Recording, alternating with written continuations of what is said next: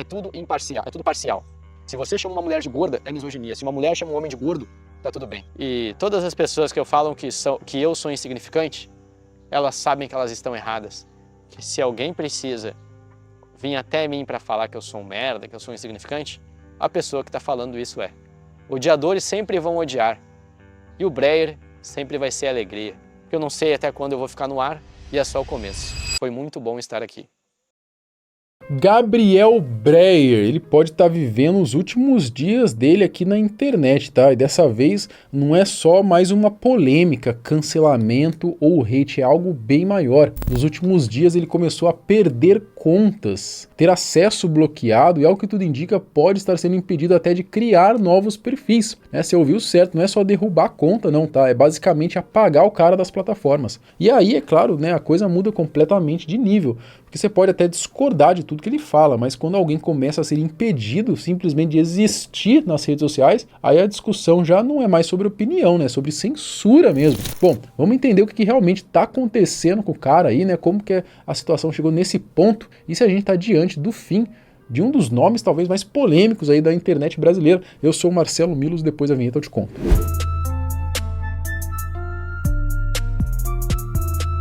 Eu não sei se todo mundo aqui já ouviu falar nele, tá? Mas o Gabriel Breyer, ele é um influenciador digital aí de 26 anos que já há algum tempo acabou se tornando uma das figuras mais conhecidas e também mais controversas desse meio digital. Meus longzinhos para não ter que ficar caminhando, né, cara? Não gosto de fazer muito esforço.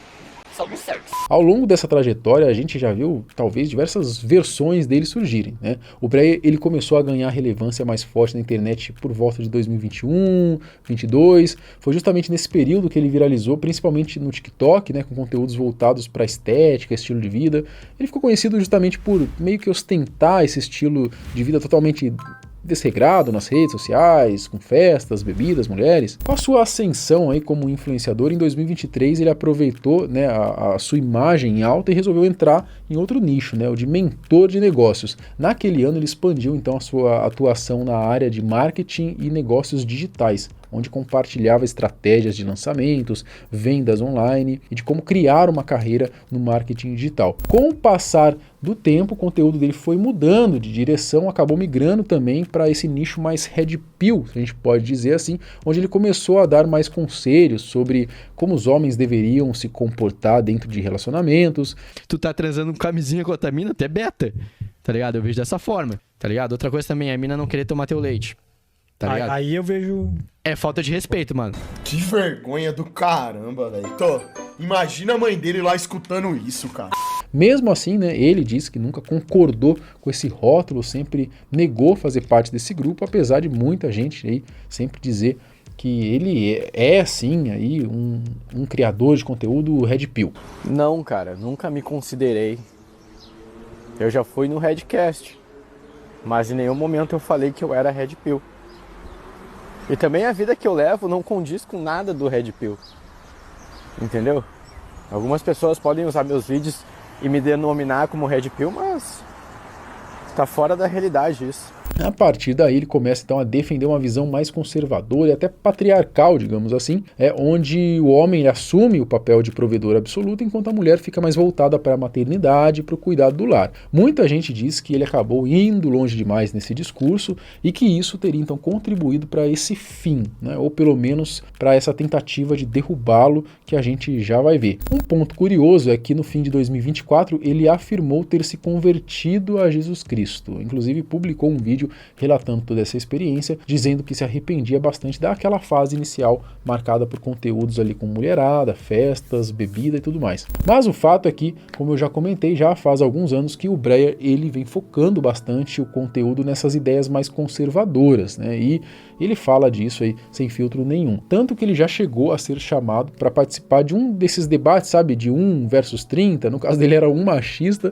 versus 30 feministas, o que já diz muito sobre a imagem que ele acabou passando aí para grande parte do público. E foi justamente por conta dessas opiniões mais polêmicas que hoje o Breyer ele não está lidando só com um cancelamento comum, tá? É praticamente uma censura, né? Isso porque ele perdeu contas nas redes sociais e, ao que tudo indica, ele está enfrentando sérias dificuldades para criar outras, sendo tratado como um risco para a sociedade. A trajetória do Breyer, né, sempre foi marcada por esses embates diretos com movimentos feministas, né, como aquele debate viral ali que eu já falei, né, comentei sobre 30 mulheres ali, um machista versus 30 feministas. E ele provocava mesmo, né, esse pessoal sem muita cerimônia. Teve até aquela polêmica envolvendo o fato de ele ter tirado a esposa da faculdade de odontologia. Se ela querer trabalhar, ela trabalhe por hobby, mas não por obrigação de pagar as contas de casa.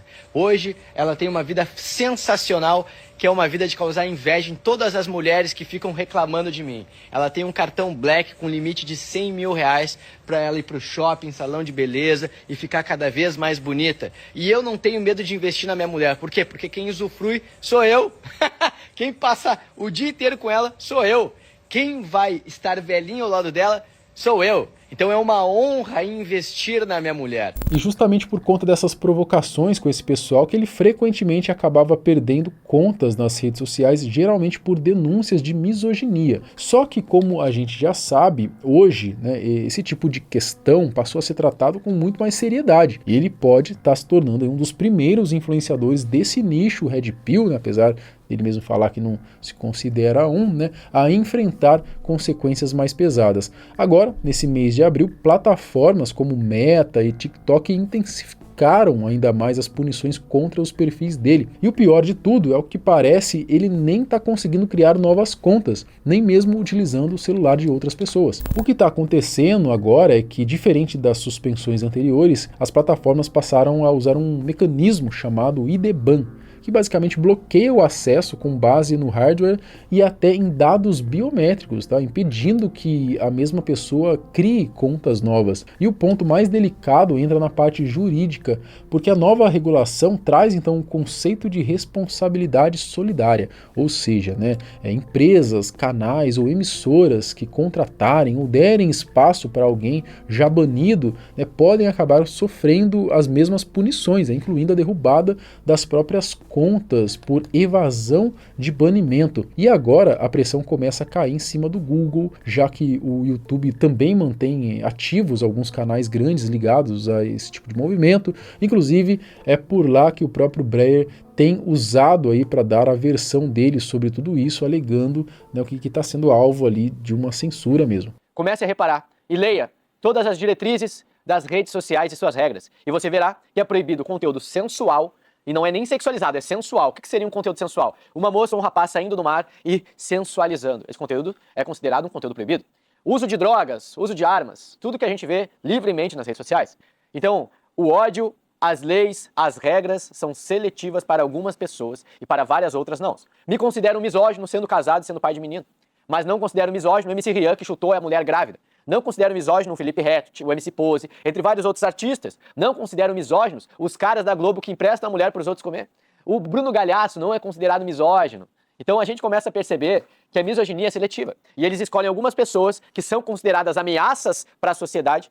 Pior que a situação dele é bem complicada mesmo, de verdade. Você pode até discordar de muita coisa que o Gabriel fala e faz, mas tem gente por aí fazendo, sei lá, apologia a crimes, como tráfico de drogas e outras coisas, e simplesmente nada acontece com perfis dessas pessoas em redes sociais, sem contar, né, aquele conteúdo mais sexualizado, que muitas vezes passa batido também pelos administradores dessas plataformas. Enquanto isso, né, o Breyer, ele segue produzindo os vídeos dele, mas por enquanto postando aqui no YouTube, né, e pelo que parece, não tá tão preocupado assim com toda essa situação. Eu sou o Gabriel Breyer, moro na praia, estou banido das redes sociais porque eu sou um perigo, um risco, um criminoso para a justiça e para o Facebook. O que eu falo tem um alto potencial de mudar a sua vida.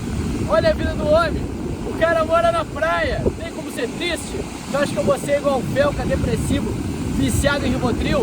Aqui eu moro na praia, tô banido, eu pego um banho de mar, tô aqui com meu filho e com a minha esposa, vou comer um bolinho com café depois. Recentemente ele soltou um vídeo lá no canal dele com o título "Vou ser preso", o último vídeo. Trouxe um inseticida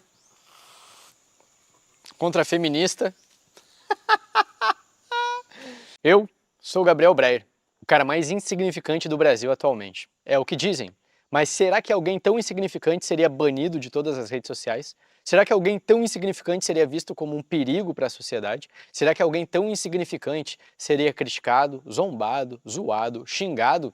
Será que alguém tão insignificante causaria todos esses alvoroços, falácias e ódios em cima de mim? Nesse vídeo ele fala do perigo da censura no geral e diz que hoje é ele, mas amanhã pode ser qualquer um de nós, aí até mesmo aqueles que não gostam dele como pessoa. Além disso, o Gabriel fala ainda de como ele vem sendo perseguido desde que mudou de vida. Pode ter certeza que logo menos vão querer proibir a Bíblia. Logo menos vão excluir todas as páginas e canais cristãos. Logo menos você não vai poder nem falar com seu amigo no WhatsApp. Logo menos você vai estar acorrentado. Logo menos você vai descobrir que mesmo sendo esquerdista, que mesmo sendo petista, que mesmo sendo neutro, você também não terá liberdade de expressão. Você tem que compreender que a partir do momento que exclui alguém de se expressar, um cara casado, pai de família, cristão, que não tem nenhum crime feito e que nenhuma mulher fez nenhuma acusação comigo, ainda mais quando eu era solteiro, as pessoas me declaram como red pill, que automaticamente estão demonizando os red pills, que na verdade quem bate mulher, eu acredito muito que não é red pill, é o cara que nem assiste nenhum conteúdo, porque se você parar pra pensar, as crianças já crescem na comunidade ouvindo funk, que objetificam a mulher, então o cara desde o início da adolescência, ele tá tendo acesso sonoro e também visual a letras musicais e também a baile funk, onde as mulheres são 100% objetificadas. Mas aí será que não é algo criminoso? A misoginia não atinge aí, vão dizer que é algo cultural? A religião muçulmana, onde caracteriza a mulher como inferior ao homem, não é algo misógino? Será que é algo cultural? Por que pegaram alguns influenciadores, e eu fui o primeiro, para ser caracterizado como alguém 100% perigoso? Nesse vídeo ele faz um desabafo sobre várias coisas aí, a questão de falarem que ele é perigoso e tudo mais, mas mete o pau principalmente na política do país mesmo. E diz que não importa as diferenças de cada um e que no final é o povo mesmo que sofre, enquanto alguns poderosos fazem e continuam fazendo o que querem. A Constituição foi rasgada há muito tempo.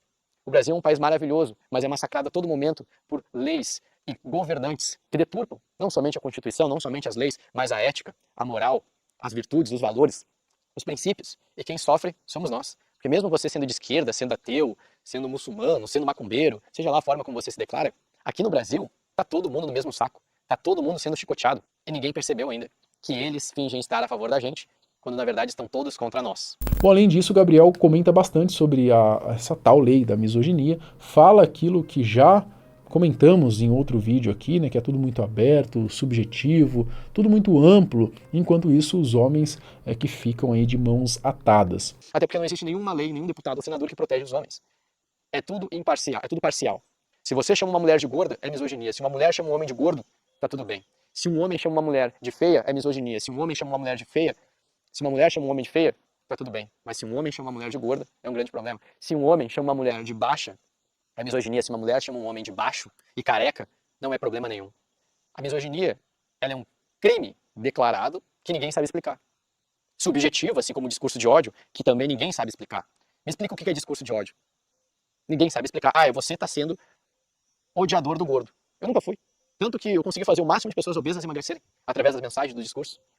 Esse foi o foco. Sempre vai ser viver a estética, viver para Cristo, tirar o máximo de pessoas da tristeza, resgatar a autoestima das pessoas. O Breyer termina dizendo que não sabe até quando vai continuar no ar no YouTube, mas que vai permanecer aí nesse seu propósito, com seus eventos, seus projetos paralelos às redes sociais, mesmo se cortarem ele aí de todas elas. E todas as pessoas que falam que eu sou insignificante, elas sabem que elas estão erradas. Que se alguém precisa vir até mim para falar que eu sou um merda, que eu sou insignificante, a pessoa que está falando isso é. Odiadores sempre vão odiar. E o Breyer sempre vai ser alegria. Deixe teu comentário que eu vou ler e responder. Faça cortes desse vídeo, porque eu não sei até quando eu vou ficar no ar.